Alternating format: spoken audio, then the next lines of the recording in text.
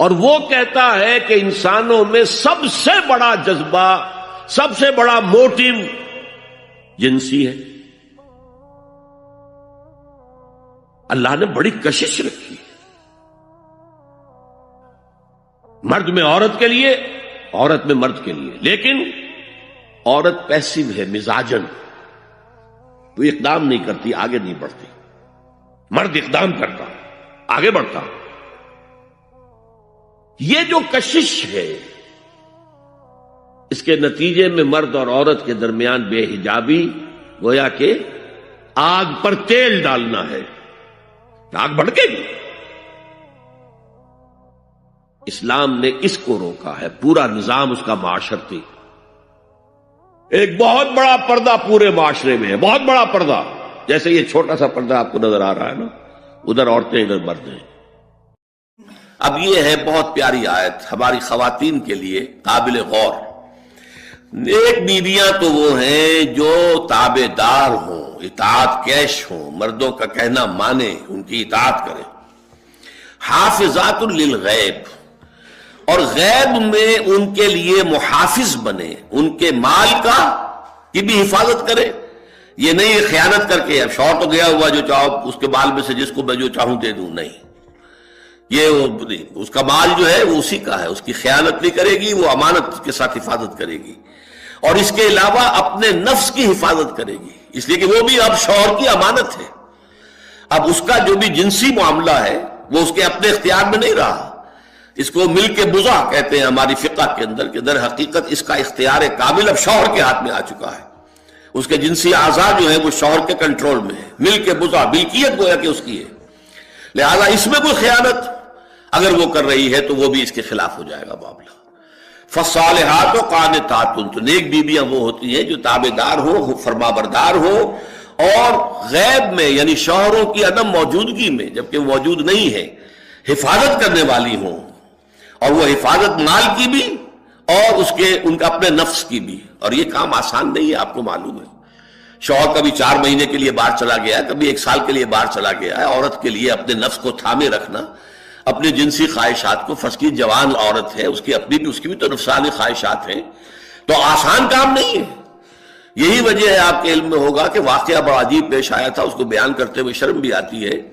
حضرت عمر رضی اللہ تعالیٰ عنہ اپنی رات کے گشت میں ایک مکان کے پاس سے گزر رہے تھے، تو انہوں نے سنا کہ ایک عورت جو ہے وہ بڑے درد بھرے الفاظ میں کچھ گا رہی ہے۔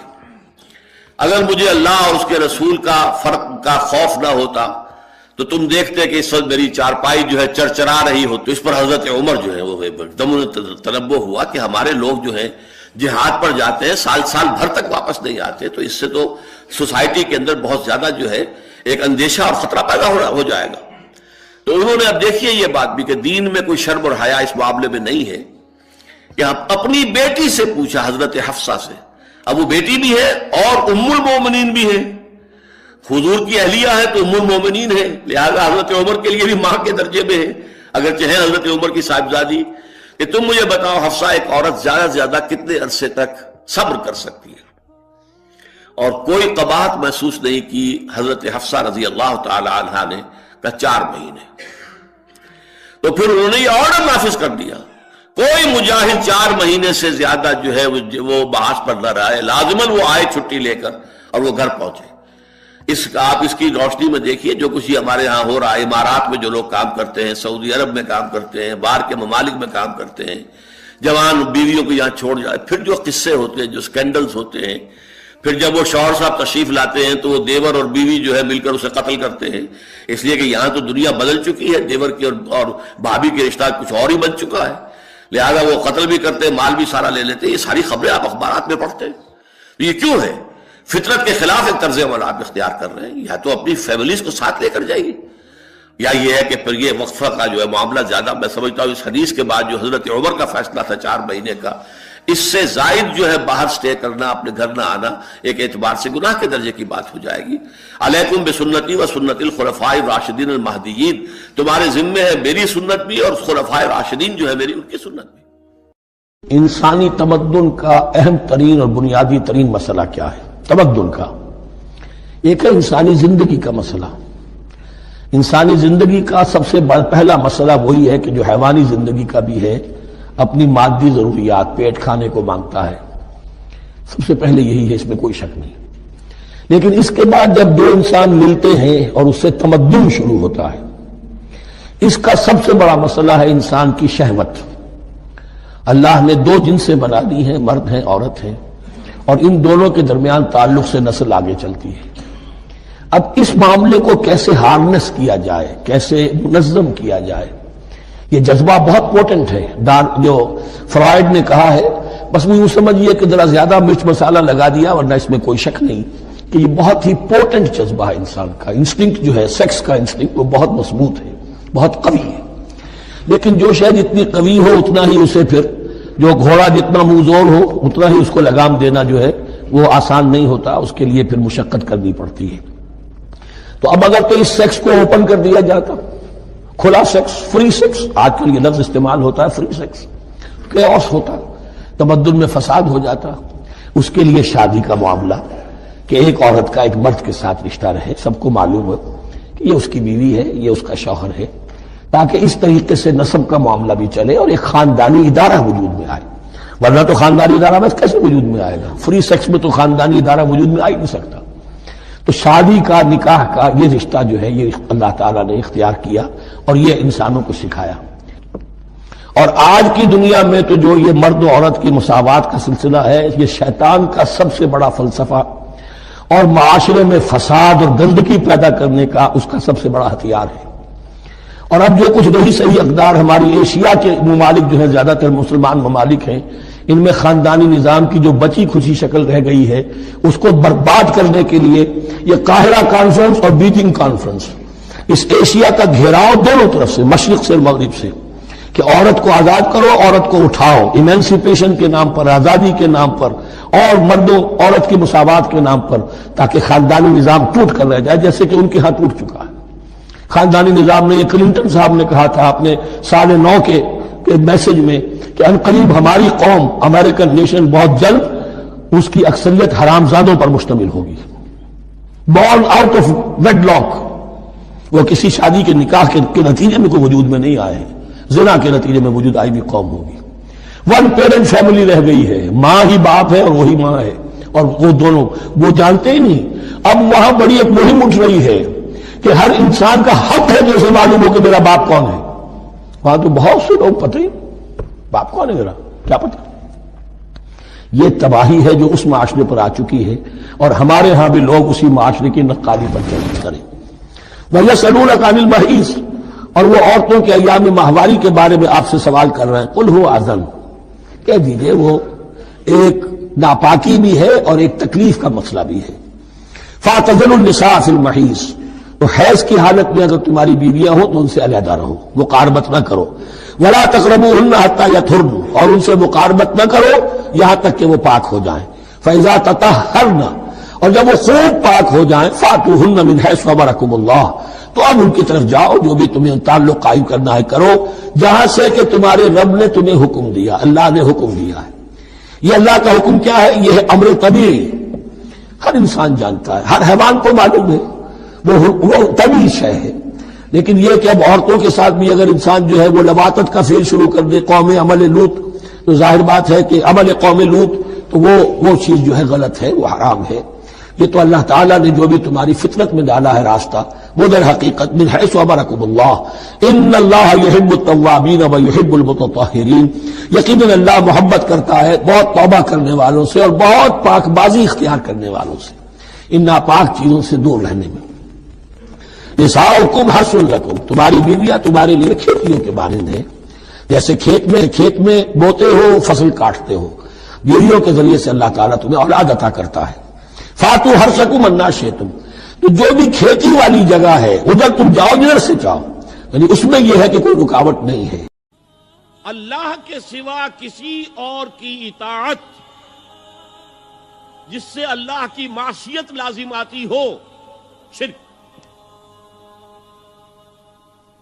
لا طاعت لمخلوق فی معصیت الخالق، مخلوق میں سے کسی کی اطاعت نہیں ہوگی یہ اس معاملے میں جس میں خالق کی معصیت لازم آ رہی۔ ہاں، خالق کے احکام کے اندر اندر والدین کا حکم بھی مانو، اطاعت کرو، اساتذہ کا حکم مانو، کسی اور کو اپنا لیڈر مانا ہے اس کا حکم مانو، لیکن ناٹ بیونڈ وہ جو سرکل ہے کتاب و سنت کا، اس سے باہر نہیں. لا طاعت لمخلوق فی معصیۃ الخالق، یہ آپ الجبرے کے فارمولے کے طور پر اپنے سامنے رکھیے. اب اسے اپلائی کیجئے جیسے فارمولوں کے ذریعے سے پھر بڑے بڑے وہ سم جو ہے وہ حل کیے جاتے تھے سوالات. صبح کا وقت ہے، آنکھ بھی کھلی ہے، کوئی اذان کی آواز بھی کان میں آئی ہے، آپ کا نفس کہتا ہے ابھی سو جی. آپ نے اپنی چادر یا کمبل کو درست کیا اور کروٹ لی اور سو گئے. یہ کیا ہے؟ آپ نے کس کا حکم پیچھے پھینکا اور کس کا حکم مانا؟ اللہ کے حکم کو پیچھے پھینک دیا، نفس کے حکم کو آگے رکھا. یہ شرک، اس شرک کو جاننے والے بہت کم ہیں. مولانا روم نے خوب کہا تھا، نفس ماں ہم کم ترس فرعون نیست لیکن ایراعون نیست. میرا نفس بھی فرعون سے کم نہیں ہے. فرعون نے کہا تھا نا الیس لی ملک مصر وہذہ الانہار تجری من تحتی، کیا اس ملک کے مصر کی حکومت میری نہیں ہے؟ اور سارا جو یہ آپ پاشی کا نظام ہے، انہار کا نظام ہے، وہ میرے کنٹرول میں نہیں ہے؟ جس کا چاہوں موگا کھلا رکھوں، جس کا چاہوں بند کر دوں. یہ تھا خدائی کا دعویٰ، انا ربکم الاعلی. تو مولانا روم کہتے ہیں میرا نفس بھی اس سے کمتر نہیں ہے. وہ کہتا یہ جسم میرا ہے، اس پر میرا حکم چلے گا. میں نہیں جانتا کون اللہ کون رسول، کیا حرام کیا حلال. تو فرعون سے کم تو نہیں ہے میرا نفس. لیکن اراعون اس کی بہت مدد تھی، فوج تھی، لاؤ لشکر تھا، تو اس نے زبان سے بھی کہہ دیا کھل کر انا ربکم الاعلی. میں مسکین ہوں، غریب ہوں، میرے پاس کوئی طاقت نہیں ہے، میں زبان سے تو کچھ نہیں کہہ سکتا، اندر سے میرا نفس یہی کہتا. یہ نفس کی حکومت قرآن کہتا ہے. میں حیران ہوتا ہوں، دو جگہ یہ مضمون آیا ہے. ارأیت من اتخذ الہہ ہواہ افانت تکون علیہ وکیلا. اے نبی تم نے دیکھا اس شخص کو، اس کے حال پر غور کیا جس نے اپنی خواہش نفس کو اپنا الہ بنا لیا. اللہ اکبر. الہ، لا الہ الا اللہ، کلمہ توحید کا مرکزی لفظ یہاں آ رہا ہے. من اتخذ الہہ ہواہ، جس نے اپنی خواہش نفس کو اپنا معبود بنا لیا، الہ بنا لیا. افانت تکون علیہ وکیلا، کیا آپ ایسے شخص کی کوئی ذمہ داری لے سکتے ہیں؟ سود حرام ہوا کرے جی، حرام ورام، ہمارا دھندا جو ہے وہ آگے بڑھ نہیں سکتا. تو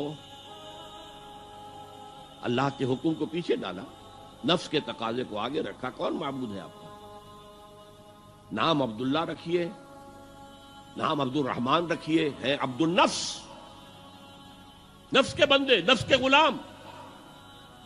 یہ میں نے یوں سمجھیے کہ جیسے میں نے ہجرت اور جہاد کی ڈیفینیشنز کی تھی.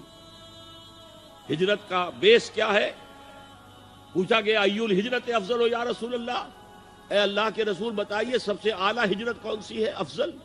فرمایا ان تہجر ما کرہ ربک، ہر اس چیز کو چھوڑ دو جو تمہارے رب کو پسند نہیں. آج رات ہی سے آپ ہجرت شروع کر سکتے ہیں.